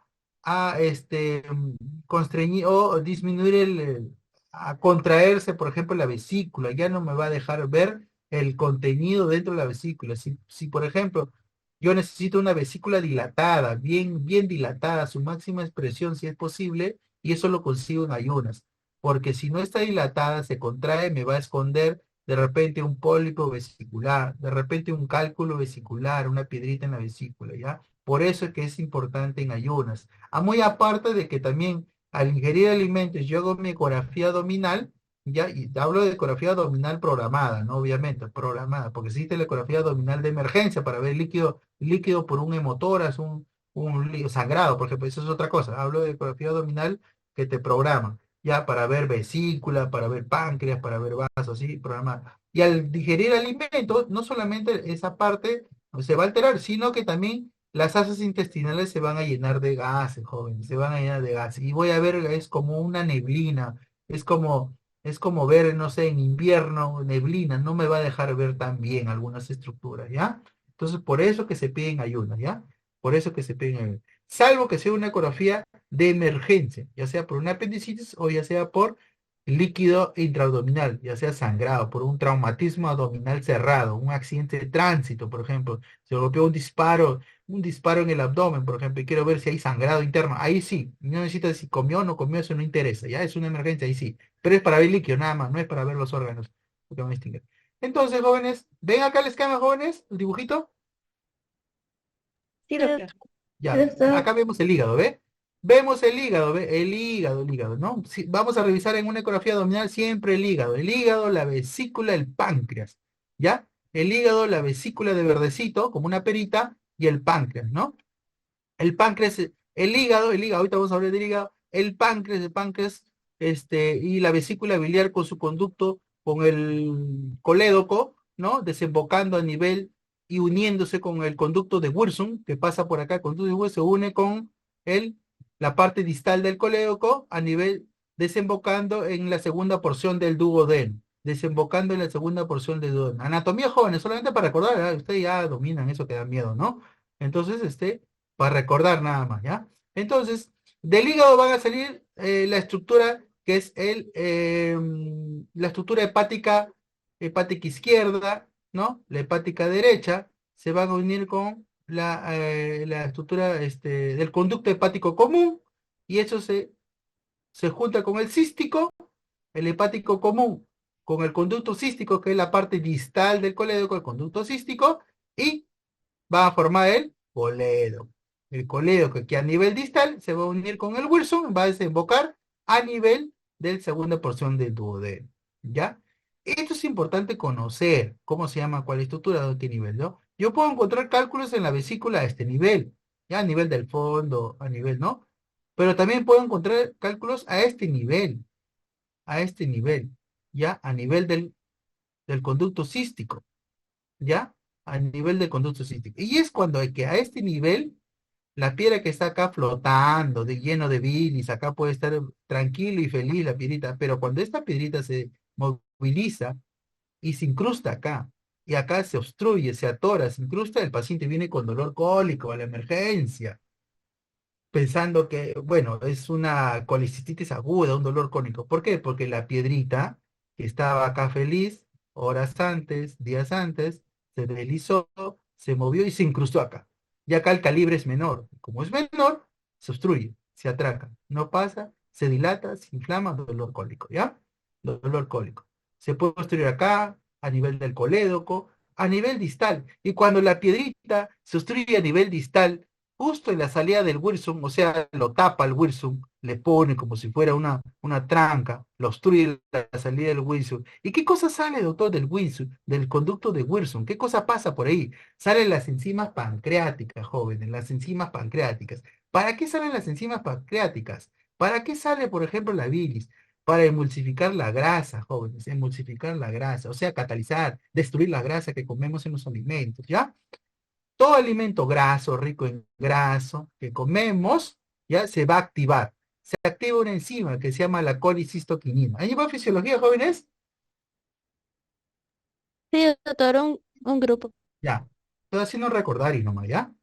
Ya, entonces se activa la enzima, la colicistoquinina. ¿Por qué? Por digerir alimentos ricos en grasa, ¿no? Que va a venir de la primera porción de duodeno, llega al segundo, y acá lo detectan los sensores y se secreta la colicistoquinina, y lo que hace es el líquido, la bilis que está ahí, la colicistoquinina activa a la contracción de la vesícula. La vesícula comienza a contraerse, así, contrae, comienza a cerrarse para expulsar el líquido, la bilis, que está dentro de la vesícula. Entonces sale ¿para qué? Para emulsificar. Y a la vez también se activan las enzimas pancreáticas, ¿no? Que van a catalizar la grasa, ¿ya? La grasa y los alimentos. Entonces, al haber una piedrita acá, producto de un cálculo que se deslizó y de repente pasó sin que nadie le haya molestado, no se haya obstruido acá, pero justo acá se obstruyó, lo que va a hacer las enzimas pancreáticas ya no van a salir acá, a la segunda porción del duodeno, sino van a regresar, jóvenes, regresan así, como un bloqueo ahí, bloqueo carretera, ¿no? Así como hoy día. Bloqueo, regresan y comienzan a catalizar al propio páncreas. Entonces se da el fenómeno inflamatorio como, denominado como, jóvenes, Pancreatitis. pancreatitis, jóvenes. Esa es la pancreatitis. Por eso, como le dije una vez no sé si le dije a este grupo, otro grupo, o creo que a los tres le dije, la pancreatitis es, la primera causa es cálculos de la vesícula que vino y se impactó a este nivel, ¿ya? A este nivel. No dejó la salida no dejó la salida de esto. Es más, la bilis, al no también bajar, porque está impactado acá, comienza a ¿qué? Regresar, pero no necesariamente a la vesícula, va al hígado y va a la sangre. ¿Y el paciente cómo está? Amarillo, histérico, joven, ¿ya? Esos son signos clínicos, ¿ya? Histérico, amarillo, con dolor a nivel, ¿no? Vesícula del hipocondrio derecho, en flanco derecho, una colicitis aguda. ¿Ven, jóvenes? Así como se hace clínica, ¿ya? Así como se hace clínica, ¿ya? ¿Ves? Entonces, ecografía. Ya, si veo eso, todos esos signos, voy a pensar que hay piedritas, ¿eh? Voy a pensar que hay piedritas, ¿ya? ¿Sí me entendieron, jóvenes, algo? Sí, doctor. Ya. Sí, doctor. El hígado se divide en 8 segmentos, jóvenes. Vamos a recordar un poquito de anatomía nada más, ¿ya? 8 segmentos, ¿ya? 8 segmentos, dos lóbulos. Lóbulo hepático derecho, lóbulo hepático izquierdo, ¿ya? Lóbulo hepático derecho, lóbulo hepático izquierdo, ¿ya? El lóbulo hepático izquierdo, el segmento 2 y 3. 1, 2 y 3, ¿ya, jóvenes? Y el derecho, los demás segmentos, ¿ya? Los demás segmentos, ¿ya? Ese es anatómico nomás, ¿ya? Como referencia para estudiar ciertas estructuras, ¿ya? Entonces el hígado en ecografía lo vamos a ver así, ¿no? Delante vimos el hígado un pedacito a nivel diafragma, ¿no? Con el líquido pleural. Ahora vamos a ver en su máxima expresión. Lóbulo hepático derecho, mira, vemos toda la parte derecha. Por acá está, este de acá no es líquido pleural, sino jóvenes es la vena cava inferior, ¿ya? La vena cava inferior, que se ve como líquido, pues está pasando sangre, ¿ya? La vena cava inferior. El hígado tiene esta ecogenicidad, ¿ya? Una ecogenicidad más o menos discretamente hipocogénico, ¿no? No es tan negro, tampoco es tan blanco, ¿ya? Más o menos moderado, algo ecogénico, ¿ya? Entonces, nosotros, el hígado, podemos tener el hígado, revisar su ecogenicidad, ¿ya? Discretamente ecogénico, hipocogénico, ¿ya? Homogéneo de bordes regulares, finos, con una punta, así es el lóbulo hepático derecho. Tiene cierto tamaño, jóvenes. Cuando lo vemos en este corte, donde está mi flecha está el riñón, ¿ya? Este es el riñón y este es el lóbulo hepático derecho. ¿Ves? Este es un corte que generalmente nosotros hacemos para evaluar hígado, ¿ya? Esto de acá debe medir más o menos 150 mililitros o 15 centímetros. Es un estándar, es un estudio estándar del hígado, ¿ya? Mayor ese tamaño, hablamos de hepatomegalia, hígado grande, hepatomegalia, jóvenes, apunten eso, ¿ya? Mayor a 15 milímetros, evaluado en lóbulo hepático derecho, hepatomegalia, ¿ya? Hepatomegalia. O, este es el lóbulo hepático derecho. El lóbulo hepático izquierdo, la longitud vertical, cuando es, lo normal es menor a 5 centímetros, lo normal es menor a 5 centímetros, el espesor del izquierdo, en corte transversal, ¿ya? A nivel paravertebral. O sea, esta medida, lo normal, es menor a 5 centímetros. Pasados esos 5 centímetros, también ya llamamos hepatomegalia, ya hepatomegalia. Y en el lóbulo hepático derecho, lo normal es menor a 15 centímetros. Pasado los 15 centímetros, llamamos hepatomegalia, ¿ya? Hígado grande, hepatomegalia, ¿ya? Esos son datos importantes para decir si ese hígado está grande, o está normal, o está pequeño. Alteraciones difusas del hígado, por ejemplo, acá vemos un hígado que normal es algo un poco oscurito, pero en algunos casos es más claro, más blanco, más blanquito. Entonces es un hígado hiperecoico acá. Mira, acá es más oscurito, hipoecoico, que es lo normal. Acá más blanco. ¿Ven la parte de la flechita, jóvenes? ¿Ven? ¿No estoy viendo la flecha? Sí, doctor. Sí. Entonces más blanco. Entonces ese se llama hiperecoico. Lo blanco es hiper, lo más o menos es isoecogénico y lo más oscurito es hipoecogénico, ¿ya? Entonces cuando el hígado es un poquito más blanco, se llama hígado hiperecoico en la superficie intensa en atonación, ¿ya? Ahí, porque hay una infiltración de grasa. Si ve un hígado más blanco, hay una infiltración de grasa. ¿Qué quiere decir? Que es un esteatosis hepática. Yo puedo calificarlo como esteatosis hepática. O comúnmente no debería llamarse, pero comúnmente lo que llaman hígado graso, un hígado blanco, ¿ya? También tenemos alteraciones difusas como el parénquima, este es el hígado de acá, joven, anda la flecha ya, acá con líquido, ¿ve? Pero ya no hay líquido pleural, este es líquido asítico, asitis. ¿Por qué? Generalmente es un paciente cuando tiene el pulmón así en forma de serrucho, los bordes irregulares, es un paciente cirrótico, cirrosis hepática. El hígado al inicio va a ser bien grande, una hepatomegalia. Y conforme va avanzando la enfermedad, este hígado comienza a disminuir de tamaño, se va a ver bien pequeñito, de recontra pequeñito, y va a comenzar a invadir el líquido ascítico, o sea, va a ver líquido ascítico, un hígado todo irregular, heterogéneo, con incremento de la cogenicidad, por ejemplo, un hiperecogénico. Entonces, es un parénquima heterogéneo, irregular, con algunos nódulos, con bordes irregulares como forma de serrucho, por ejemplo. Ese es un paciente característico y con líquido ascítico, ese se llama ascitis, el líquido dentro de la, del, de la cavidad abdominal, ascitis, ¿ya? Líquido en la cavidad pulmonar, líquido en la cavidad pulmonar se llama derrame pleural, ¿ya? Líquido en la cavidad abdominal, ascitis, ¿ya? Líquido, ascitis. Entonces es característico de un paciente cirrótico, ¿no? Y si examinamos en el tercer dibujo, el lóbulo izquierdo aumentado de tamaño, como le dije, el lóbulo izquierdo aumentado de tamaño mayor a 5 centímetros del diámetro vertical, ¿ya? Entonces, generalmente estos hígados grandes con algunas lesiones nodulares también es un paciente característico de cirrosis, ¿ya? El hígado comienza a crecer. En primera instancia comienza a crecer. Ya cuando la enfermedad evoluciona, es mayor, ya más crónico, más años pasa, ese hígado ya comienza a disminuir de tamaño, ya comienza a empequeñecerse, ya, más chiquito, ¿ya? Esa es la evolución ya más negativa, más degenerativa del hígado.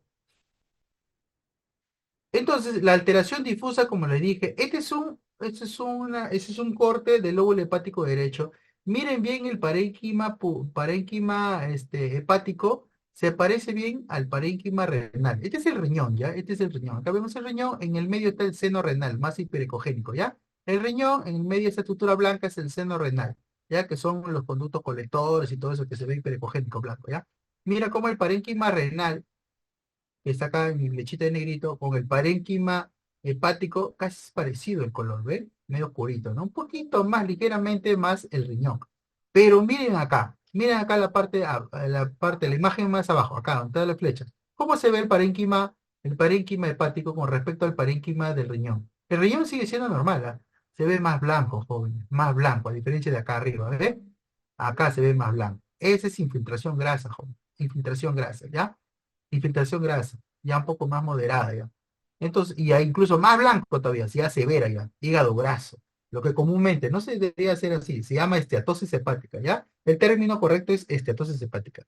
Hígado graso es un término más de tipo patológico celular, ¿ya? Más patológico, o sea, de patología. Anátomo patológicos, ¿ya? El término, pero generalmente se llama hígado graso, ¿no? Pero ese no es el término correcto. El término correcto es esteatosis hepática, ¿ya? A diferencia de hígado normal, parecido. ¿Ve? ¿Cómo me doy cuenta? Comparo la ecogenicidad del parénquima del riñón con el hígado, ¿ve? Acá existe diferencia. A diferencia de la parte del dibujo de arriba, ¿ven? Mire, ven, casi parecido, ¿ya? Ese es normal. Acá es patológico, ¿ya? Infiltración grasa, ¿no? También existe alteración difusa, ¿cuál? De los vasos, joven, de los vasos, la vena cava, la dilatación de los vasos. Si yo veo dilatación de los vasos, aparte de una esplenomegalia, estas son las venas suprahepáticas, como garra, como patas de ave, ¿ve? Como patitas de ave, ¿ve? Tres. Como garras de un ave, ¿ve? Patitas de ave, ¿ve? Tres. Acá en la parte inferior, veo que están dilatadas, ¿ya? Dilatadas. Aparte el hígado está grande, crecido, hepatomegalia. Entonces, esta dilatación con hígado grande y dilatación de los vasos venosos, estos son venas, ¿ya? De los vasos venosos, yo voy a sospechar de una alteración cardíaca, una insuficiencia cardíaca congestiva, ¿ya?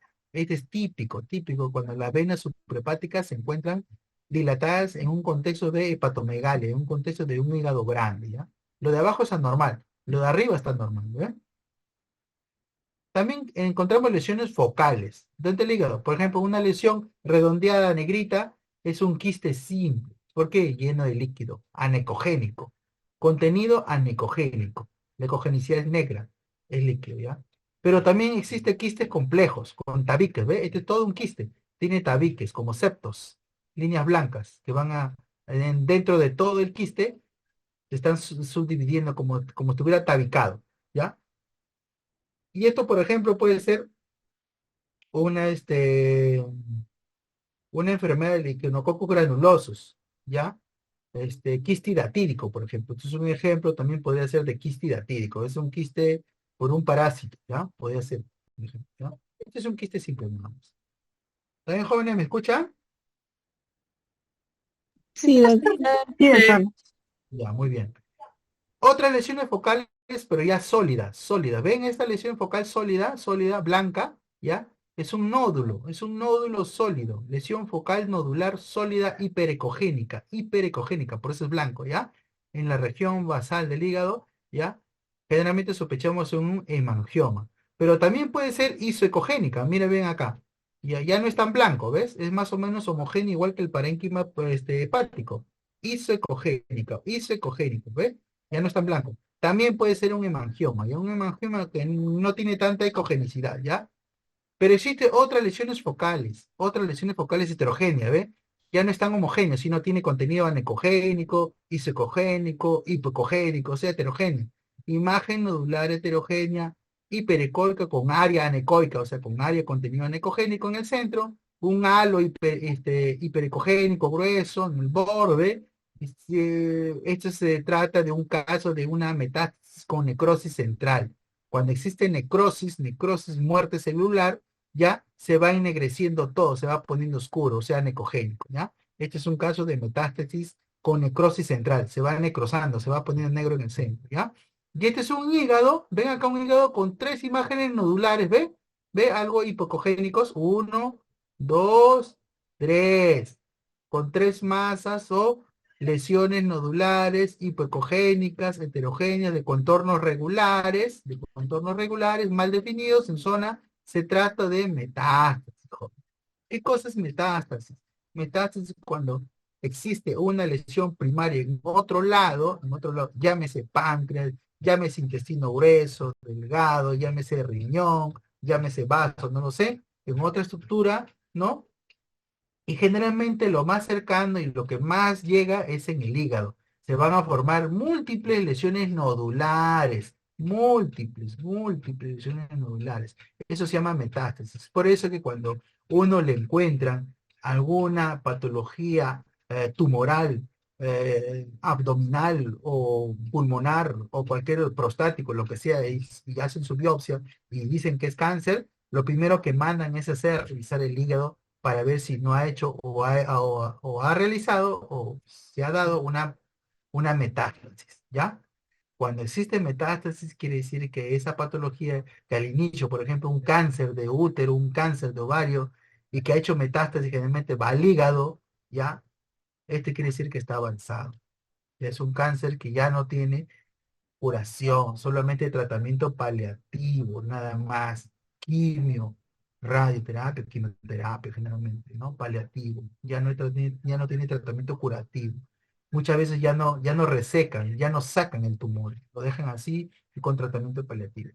¿Ya? Y generalmente hacen metástasis, o sea, esas lesiones cancerígenas pasan por tejido sanguíneo o por tejido linfático, viajan hacia pulmón o hacia el hígado, generalmente el hígado. Generalmente la mayoría de estos van al hígado, por eso que revisan, por eso que mandan, por eso que cuando hacen sus controles, un paciente que está operado de cáncer o que tiene cáncer y quiere hacer su control, o está con un tratamiento de quimio, radioterapia, y quiere saber que no ha hecho metástasis, lo primero que revisa en una ecografía es el hígado, que no hay estas lesiones nodulares. Estas lesiones nodulares quiere decir metástasis, que ya está avanzado, ya, y ya se fue lejos, ya no hay curación, solamente tratamiento paliativo. ¿Ya, jóvenes? ¿Alguna pregunta? ¿Me han escuchado esa parte? Sí, ¿Me doctor. escucharon? Sí, doctor. Sí, doctor. Ya. ¿Ya? Es así como podemos ver esas lesiones. Múltiples lesiones nodulares, difusas, múltiples, pueden ser 3, 4, 5, 6. Así, incluso hasta uno, dos, incluso, pero generalmente a veces hay de 2, 3 para arriba, ¿ya? Eso es metástasis, ¿ya, jóvenes? Metástasis de una lesión tumoral primaria, de otro lado, ¿ya? Puede ser páncreas, puede ser intestino grueso, intestino delgado, colon, no lo sé, ¿ya? Y generalmente así se ve en la ecografía. Entonces existe una densidad y una diversidad de patologías cuyas densidades van a ser distintas. Por ejemplo, si son anecogénicos, o sea, negritas, los quistes generalmente, quiste simple, quiste hidatídico, como tabique, ¿no? Poliquistosis, absceso, algunas metástasis también son anecogénicos, sucuritas también, por si acaso, ¿ya? Toda la mayoría de quistes son anecogénicas. Existe la hipocogénica, sucuritas, metástasis, linfoma, abscesos, angioma, hepatocarcinoma, un montón de patologías, ¿no? Y existen las hiperecogénicas, las que son blanquitas, ¿eh? Las más blancas, las más claras, ¿no? Angioma, algunas metástasis, pocas, pero algunas, ¿no? Algunos adenomas, generalmente los hemangiomas, por ejemplo, hepatocarcinomas. Ahí está en una tabla que le voy a dejar para que ustedes puedan ver qué ecogenicidad tiene cada patología, ¿no? Si es negra, negra oscurita, si es algo oscurita levemente, o si es totalmente clara o intensa de color, ¿ya? Esas son las características. Vamos a ir a la vesícula biliar. La vesícula biliar ya les expliqué anatómicamente cómo es. La vesícula biliar se ve así, negro oscuro, así como ven acá, negro oscuro de contenido de bilis en su interior, ¿ya? Se ve una imagen acá pequeña, se ve una imagen dentro de la vesícula, acá no la tengo como imagen, una imagen hiperecogénica que da una sombra, como una raya, como una cola de cometa, algo así, ¿ya? Pero oscura, negra. Entonces es un cálculo vesicular, ¿ya? Cálculo vesicular. Pero dentro de la vesícula no solamente la piedra va a estar dentro de la vesícula, ¿ya? El contenido de la vesícula va a ser contenido anecogénico, oscuro, o sea, lleno de bilis, agua nomás, bilis, nada más. No va a haber nada más, ¿ya? Lo patológico es que haya cálculos o que haya pólipos, ¿ya?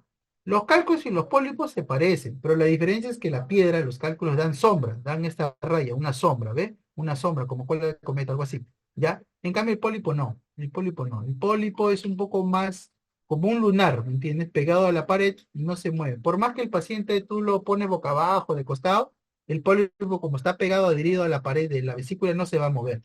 Pero la piedrita sí. Tú lo movilizas al paciente hacia arriba, hacia abajo, y la piedrita sí se va a mover.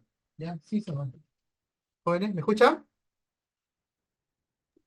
Sí, Sí, profesor. doctor. Ya. Cierto. Entonces sí se va a mover, ¿ya? Acá, por ejemplo, tenemos un ejemplo. Este es el colédoco, ¿ya? Esta es la vesícula, este es el colédoco. ¿Ven la flechita? ¿Ven la flechita que estoy moviendo? Sí se ve, doctor. Ya. Acá, donde estoy poniendo la flechita es la piedrita, el cálculo. Esta es una coledocolitiasis. Coledocolitiasis, ¿ve? Y acá genera una sombrita, ¿ves? Como una rayita negra, perdón. Acá, como una rayita negra, ¿veo? Está mi flecha moviéndose como una rayita. La sombra acústica posterior. La sombra acústica es una raya negra, ya una línea negra. Y acá está la piedrita, ¿ve? Ve como el colédoco, ay, y acá hay algo, ¿ve? Se obstruye, piedrita. Colédocolitiasis. Esto trae dolor cólico, ¿no? Y la piedrita ya salió de la vesícula, pasó por el colédoco y está ahí en el colédoco, ¿ve? A nivel de... Acá abajo también, ¿ven? Ven como el colédoco adentro es bilis, pues. Debería ser negrito, ¿no? Y acá hay algo, acá hay algo. Este es colédocolitiasis, ¿ya? Coledocolitiasis, ¿no, jóvenes? No solamente dentro de la vesícula que ves que es como una perita, sino también la pera puede deslizar y irse por el colédoco, viajar por el colédoco e incrustarse acá. Ya no pasa, ¿por qué? Porque el calibre del colédoco es un poquito más angosto y se obstruye. Y se inflama y da dolor cólico. Y es así como vienen los pacientes, ¿ya? Por una obstrucción de la piedra en su trayecto de la vía biliar. ¿Ya? ¿Ya, jóvenes? Vamos a ver lo que es el páncreas. ¿Cómo se ve el páncreas? Se ve así, ¿ve? Como una dona, ¿ve? Algo así, ¿ve? Ven acá como la flechita estoy recorriendo el páncreas, todo eso es el páncreas, ¿ya? El páncreas. Y en el páncreas también existen varias patologías, muy aparte de la pancreatitis, ¿ya?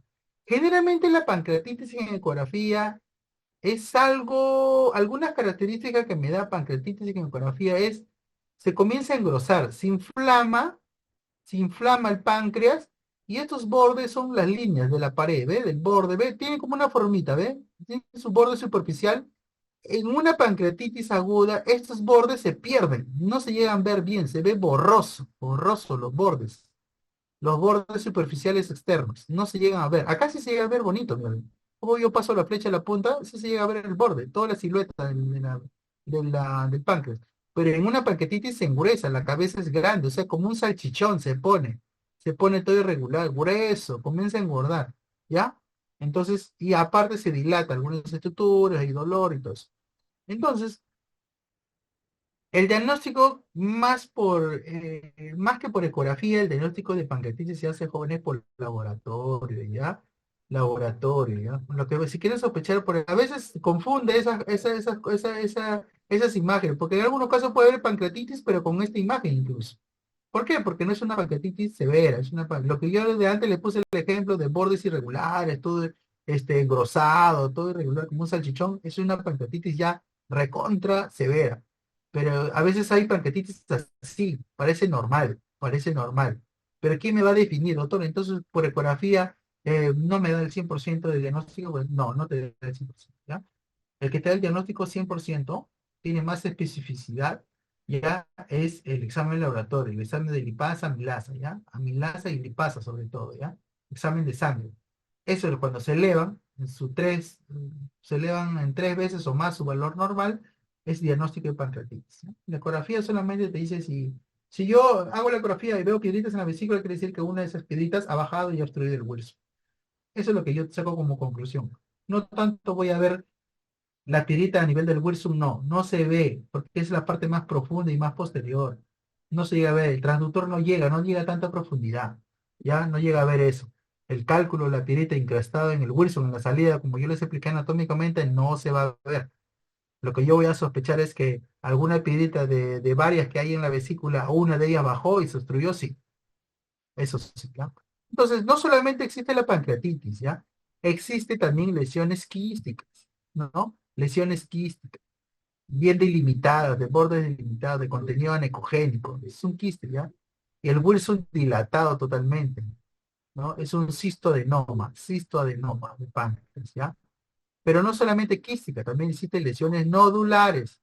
Una lesión, mira, acá está el páncreas, ¿ven? ¿Ven el páncreas? ¿Ven? Como una donita, ¿ya? Lesión nodular, hipoecogénica, de contorno nítido, de bordes discretamente irregular, ya localizado en la cabeza. Esta es la cabeza, este es el cuerpo, y más abajo está la cola, ¿ya? Acá igualito, la cabeza, el cuerpo, ¿no? Y acá abajo la cola. Así es, como un pescadito, ¿ya? La cabeza, un pescadito, el cuerpo del pescado y la colita, ¿ya? Entonces las lesiones pueden haber en la cabeza, puede haber en el cuerpo o en la cola. En este caso, acá está en la cabeza. Esta lesión nodular está en la cabeza del páncreas. Hacen la biopsia en el estudio y sale que es un adenocarcinoma del páncreas, ¿ya? Adenocarcinoma del páncreas. Y el adenocarcinoma del páncreas es bien mortal, joven, ¿ya? El cáncer que tiene mayor mortalidad 100%, ¿ah? Mortalidad 100%, ¿ya?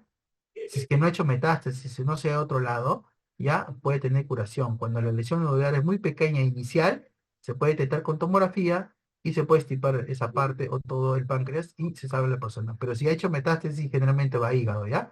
Lesiones nodulares, como vimos esa metástasis importante, lesiones nodulares sólidas, múltiples, ya es prácticamente irrecuperable, ¿ya? Solamente tratamiento paliativo, generalmente, ¿ya? Pero si no ha hecho metástasis, todavía tiene tratamiento curativo, ¿ya? Entonces, estas lesiones se detectan generalmente por examen tomográfico, ¿ya? ¿Hasta ahí me escucharon, jóvenes? Sí, doctor. Sí, doctor. Ya. Entonces es así, ¿ya? El vaso, jóvenes. El vaso es esta estructura que siempre se revisa, ¿ya? El vaso. Al costado, el riñón izquierdo. Así como el lóbulo hepático derecho, el riñón derecho se veía, ¿ya? El vaso tiene la misma ecogenicidad, casi bien parecida al parénquima renal, ¿no? Ahora, ¿el vaso puede estar aumentado de tamaño? Sí, es una esplenomegalia, ¿ya? ¿Cuándo está de tamaño? Cuando tiene Generalmente nosotros medimos una longitud mayor a 120, 130 de longitud o el ancho mayor a 40 milímetros, hablo de milímetros, ¿ya? O 12 centímetros, mayor a 12 centímetros o mayor a 4 centímetros de ancho o mayor, ¿ya? A otros lo sacan con volumen, pero generalmente estas distancias, ¿ya? Entonces es un hígado grande, ¿ya? Entonces su vecino es el riñón izquierdo, ¿ya? Y la ecogenicidad es casi igual, ¿ves? Como el hígado, parecido, ¿ves? Parecido. Pero puede haber patología del vaso, mira cómo su ecogenicidad acá, ¿no? Es irregular, es hiperecogénico, ¿no? Puede haber líquido incluso a su alrededor, algo patológico, ¿no? Entonces, generalmente cuando hay líquido, cuando es así, este color más blanco, y es sinónimo de un traumatismo, yo puedo sospechar de un hematoma subcapsular, o sea, este líquido es sangre, hematoma, ¿ya? Paciente que viene por un accidente de tránsito y se ha golpeado ese nivel, y veo el vaso así, este color blanco, no como el otro de arriba, sino blanco, con líquido alrededor, estoy pensando en un hematoma subcapsular. ¿No? O líquido a nivel del peritoneo. Tengo que buscar hemoperitoneo, líquido así, sangrado, ¿ya? Generalmente. Acá se ve el vaso normal, ¿ves? Acá se ve el vaso normal, ¿ves? Como si fuera un payar, ¿ya? Como si fuera un payar, ¿ves? La ecogenicidad también es discretamente hipocogénico, como si fuera un payar, ¿ya? Las dimensiones mayor a 120 o mayor a 40, puedo definirlo como esplenomegalia, ¿ya? Eso, joven, entonces el vaso. El vaso, es una estructura, noble que generalmente se daña en accidentes de tránsito, traumatismo, el vaso, ¿ya? Sangrado, hematoma subcapsular, traumatismo de vaso. No hay muchas, existe algunas patologías de vaso, salvo infecciones, salvo o salvo por causa de cirrosis, el vaso hace esplenomegalia, comienza a crecer el vaso. En una paciente con cirrosis, voy a encontrar casi siempre o siempre el vaso grande.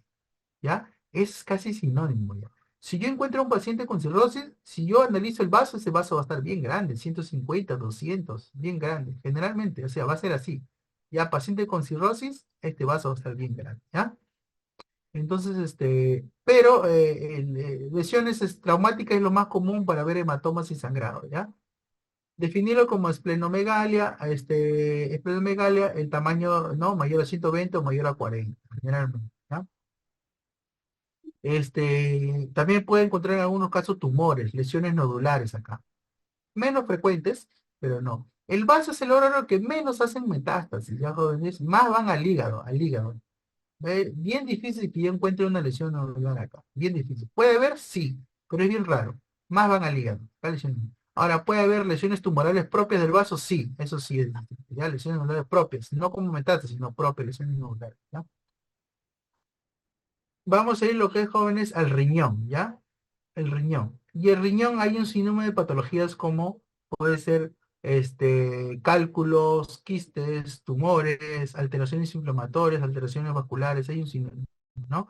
El riñón derecho al lado del hígado, por ejemplo, podemos verlo al lado del hígado, el riñón derecho. Acá tenemos, por ejemplo, una imagen litiásica, ¿ya? ¿Ven la flechita, jóvenes, que estoy señalando?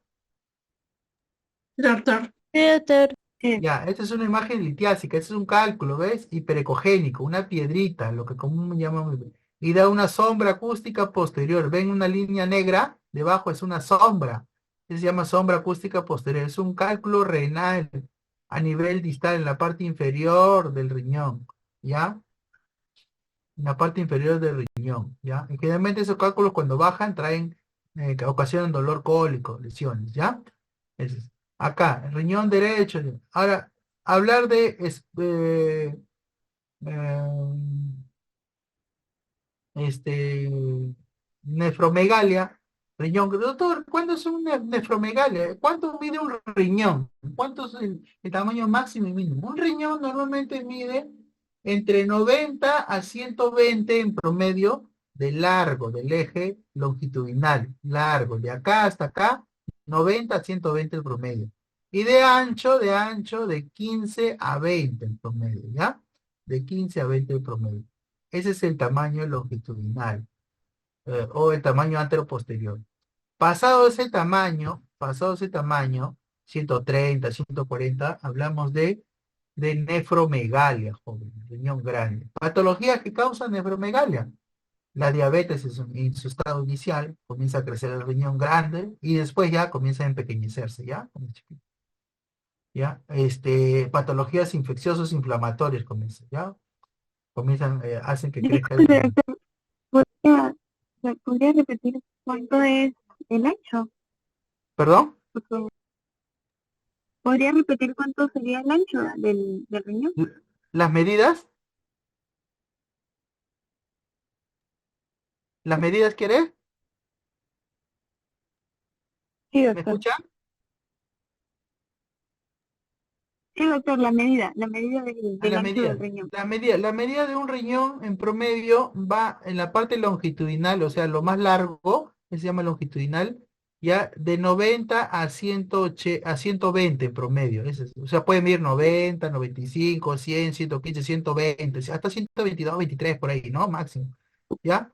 Pero si mi riñón mide 130, 140, ya hablo de una nefromegalia, un riñón grande, ¿ya? Esa es la medida longitudinal.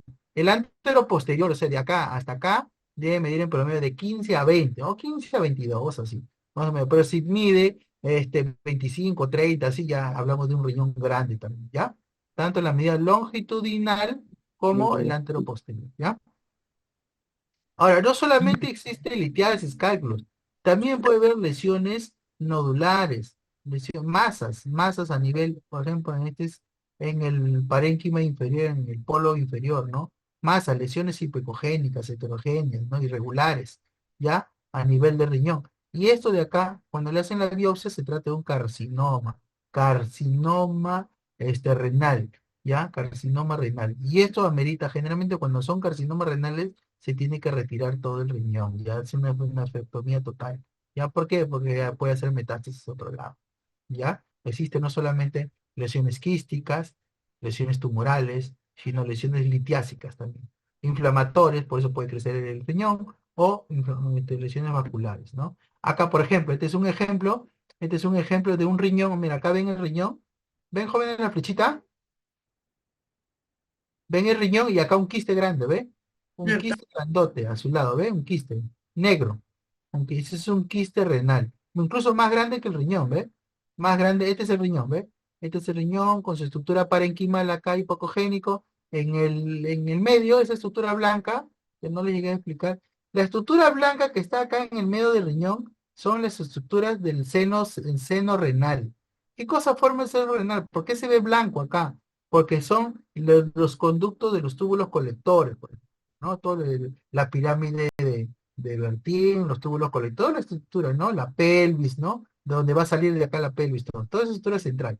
Y lo de acá es el parénquima renal, lo negrito, ¿ve? El parénquima renal. Y el borde está formado por una estructura, este, lisa que, que va, eh, va- que va, que va a tener un borde renal, una estructura lisa, que es un pliegue renal que va a formar el contorno que va a ser hiperecogénico, ¿no? Hiperecogénico blanquito, ¿ya? El parénquima renal acá y la estructura central del seno renal, por eso se ve blanco, ¿ya? El seno renal, que son los túbulos colectores, ¿no? Este, además estructuras centrales. Acá vemos el riñón, la parte central, el parénquima, y acá ya no vemos ya el polo superior del riñón, sino una gran imagen quística, ¿ve? Una imagen quística nefrogénica. Este es un quiste renal, ubicado en el polo superior, un gran quiste renal. Quiste simple, no hay nada adentro, todo es negro, todo es agua, ¿ya? ¿Me escucharon, jóvenes? Sí, doctor. Ya.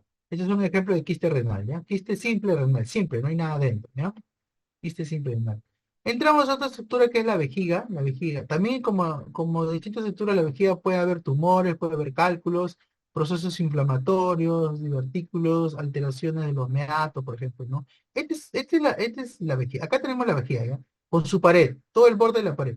Una vejiga dilatada, ¿ve? Cuando la vejiga está dilatada, quiere decir que está llena de orina y el paciente esto puede verse con un volumen más o menos de 300, 400 cc, hasta más. Ya, generalmente cuando se pide ecografía, se pide que el paciente tome agua, que tome agua, ¿no? 20, media hora, incluso hasta una hora antes. ¿Para qué? Para que llene la vejiga. Y el examen se realiza con la vejiga llena, sí, para ver todo el contorno, los bordes, el interior, si hay cálculo, si hay masa, si hay lesiones, si hay quistes, si hay algo adentro. Porque si el paciente no toma agua, esto de acá se colapsa y no se ve nada en su interior. Necesita que tomen agua y que tengan bastante ganas de orinar. Cuando tienen bastante ganas de orinar, se ve adentro pura orina. Todo lo negro es orina, ¿ya? Necogénico, ¿ya? Entonces puede verse lesiones en su interior en ese caso, ¿ya?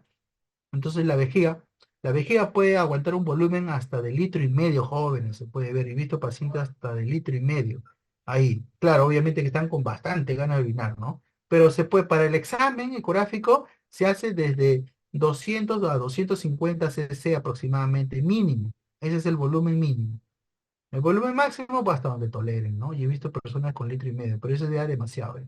Generalmente se hace con 300, 400, 500 es el promedio, 400 a 500 es el promedio, ¿ya? Esto, por ejemplo, puede ser de un volumen de 400 a 500, por ejemplo. Así está dilatado, se ve bonito todo, ¿no? Y en su interior, yo puedo ver lesiones. Por ejemplo, este es un corte transversal en decúbito lateral izquierdo, donde puedo ver una imagen pediculada, o sea, como si fuera un pólipo. Es una neoplasia, ¿ve? Una neoplasia de pared. De la pared, sale de la pared de la vejiga. De la pared de la vejiga. Es una lesión. Tendría que hacer una biopsia para saber de qué tipo de lesión es. Pero así puedo ver cuando hay orina de por medio, ¿ve? Puedo ver la lesión. ¿Ya? Y la vejiga, por ejemplo, en la vejiga, para que se llene de orina, vienen por dos conductos, dos uréteres que vienen desde el riñón, ambos riñones, uréter derecho, uréter izquierdo, y van a desembocar al nivel de la vejiga. Pero ¿qué pasa si ese uréter del riñón salió una piedrita? Y esa piedrita pasa por el uréter, mira, ven la flechita acá, ven el uréter y ¡pac! A este nivel ya no desciende, ya no sale, se incrustó la piedrita. Viene el cólico abdominal. ¿Ya? Paciente piensa que tienen cólico, apendicitis, un montón de cosas, pero en realidad es una piedrita incrustada en la desembocadura, en la salida del, eh, en la desembocadura a nivel distal de lo que es el conducto, va a llegar para, el conducto, ¿me escuchan jóvenes? Sí, doctor. Ya, sí me están escuchando, ¿no? Entonces, el conducto ureteral distal. El uréter a nivel distal debería desembocar y llenar de orina, ¿no? Acá ven, mira la línea, la flechita es el uréter, pero acá vemos una piedrita, ¿ves cómo se incrusta acá? Y da una sombrita negra, ¿ves? Va a dar una sombrita negra. Entonces, esto de acá, ¿por qué se incrusta? Porque el calibre acá en la desembocadura es menos, el calibre es menor, entonces la piedrita ya no puede pasar, se enclava, se incrusta, no pasa, y comienza a dar un cólico terrible, jóvenes. La única forma es sacar esa piedrita de ahí. ¿Ya? La única forma es sacar el espíritu de ahí. Entonces vemos una vejiga, ¿no? Con contenido necogénico en su interior, o sea, orina, y una imagen hiperecogénica que se ha incrustado a nivel distal del uréter, ¿ya? Del uréter, a nivel distal del uréter. Entonces produce un cólico. Entonces no solamente podemos ver cálculos a nivel, incluso en algunos casos puede pasar la piedrita y vemos la piedrita acá adentro. Doctor, ¿esto puede ser la parte de arriba de la piedrita? No, jóvenes, porque si fuera la piedrita, daría una sombra acústica posterior. Parece como una piedrita, da una sombra, como esto, da una sombra negra, una línea negra. El cálculo siempre da, ya sea de la vejiga, ya sea del riñón, ya sea en la vesícula, da sombra, joven. Toda piedrita da sombra. Esto no da sombra, esto es una lesión neoplásica, nodular, que sale de la pared, ¿ya? Puede haber procesos inflamatorios de la pared, sí, la pared se puede engrosar, una cistitis crónica, se engruesa, ya no es regular como esto, miren. Entonces ustedes ven la línea de la flecha, todo regular, todo bonito, ¿no? En una cistitis crónica esto es todo irregular, como en guantes, grueso, irregular, los bordes son irregulares como en serrucho, algo así, ¿ya? Acá, por ejemplo, en esta imagen todo es regular, todo el borde es definido, bonito, ¿ya? Entonces acá todo es irregular. ¿Ya? Entonces, así es lo que se ve la imagen. Entonces, en vejiga podemos ver cálculos a nivel cístico dentro o en el conducto distal, ¿no? Del uréter, ¿no? Podemos ver lesiones nodulares de la pared, lesiones neoplásicas de la pared, podemos ver incluso engrosamientos de la pared como una cistitis crónica, podemos ver también hematoma o sangrado, también puede haber hematoma, sangrado también, ¿ya? Adentro, como si fuera una imagen heterogénea también. Puede haber muchas alteraciones a nivel, pero obviamente viendo con la vejiga dilatada, con orina, con contenido de orina, ¿ya? ¿Jóvenes? Yo creo que esa es casi la última parte. Y podemos ver lo que es la vejiga para ver la próstata, jóvenes. ¿Me escuchan, jóvenes? ¿Me No, escuchan? Ya, siempre es podemos ver la próstata. Mira cómo se ve la próstata, ¿ve? Mira cómo se ve la próstata. Esta es la próstata, ¿ya, jóvenes? Ya, ya, este es un ejemplo de próstata que se puede ver, ¿ya? La próstata se evalúa así, con la vejiga llena, por ese traductor se ve la próstata, ¿ya? Se ve, pero tienes que inclinar el transductor, se inclina el transductor, ¿ya? No se pone de frente. Si se pone de frente es una lesión patológica de la vejiga, pero si se inclina la próstata y se aplasta con el transductor, se puede ver la próstata, ¿ya? Esta es la próstata. Y acá vemos una piedra, mira, como les dije, ¿no? Ve un cálculo. ¿Cómo sé que es piedra? Porque tiene sombra negra, ¿ve? La sombra acústica posterior, ¿ve? La sombra negra. Esta es una piedrita, ¿ves? Es un cálculo vesical, ¿ya? Litiasis vesical, litiasis vesical, que vino del riñón, pasó por el uréter y se metió por la... Llegó a pasar, litiasis vesical, ¿ya? Entonces podemos ver distintas patologías, incluso con la vejiga llena yo puedo ver la próstata, ¿ya? Yo creo que esa es la última parte, jóvenes. Esa es la última parte, ¿ya? Terminamos y yo creo que hemos hecho en forma resumida las distintas estructuras anatómicas y algunas patologías, he tratado de mezclar con algunas patologías para que ustedes puedan identificar y darse cuenta cuál es la utilidad de la ecografía, tanto en lesiones pulmonares como abdominal. Y para nosotros poder aprender bastante de eso, se necesita bastante práctica, jóvenes. La única forma de aprender ecografía, si alguien de repente quiere aventurarse a este campo, bastante entrenamiento, bastante práctica y bastante ver estructuras normales para poder comparar y diferenciar de lo patológico, ¿ya? ¿Ya? Entonces, les he mencionado de las patologías. Existe mucho más patología, obviamente menos frecuente. Yo les he mencionado lo más frecuente, lo que se llega a ver más en cualquier lado, ya lo más común, ¿ya? ¿Existe otras patologías? Sí, pero son menos frecuentes, ¿ya? Lo que yo mencioné es lo más común, es lo que ustedes tienen que aprender. De alguna manera ustedes tienen que saber, de forma